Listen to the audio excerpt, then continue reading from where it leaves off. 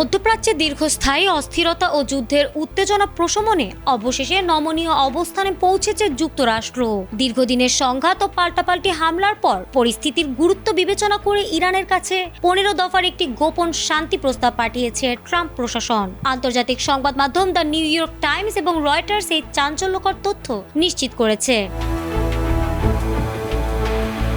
সরাসরি নয়, বরং বন্ধু রাষ্ট্র পাকিস্তানের মাধ্যমে এই প্রস্তাব তেহরানের কাছে পৌঁছানো হয়েছে। এর আগে পাকিস্তান উভয় দেশের মধ্যে মধ্যস্থতা করার আগ্রহ প্রকাশ করেছিল, যদিও প্রস্তাবের 15টি দফার সবকটি আনুষ্ঠানিকভাবে প্রকাশ করা হয়নি। তবে ইসরায়েলি সংবাদ মাধ্যম চ্যানেল 12 বেশ কিছু গুরুত্বপূর্ণ শর্তের কথা উল্লেখ করেছে।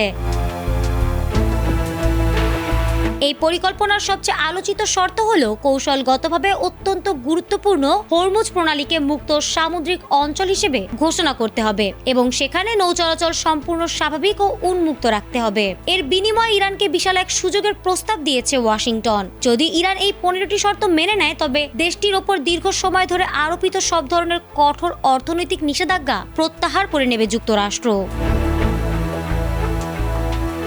বিশ্লেষকরা মনে করছেন মধ্যপ্রাচ্যের সরাসরি যুদ্ধে জড়িয়ে পড়ার ঝুঁকি এড়াতেই এই পদক্ষেপ। তবে ব্রিটিশ সংবাদ মাধ্যম বিবিসি জানিয়েছে তারা এখন এই সংক্রান্ত কোনো আনুষ্ঠানিক নথিপত্র দেখেনি এবং খবরের সত্যতা যাচাইয়ের চেষ্টা করছে।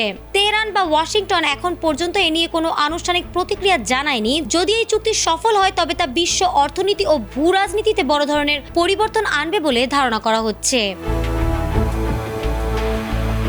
ফারহানা হক, এটিএন বাংলা।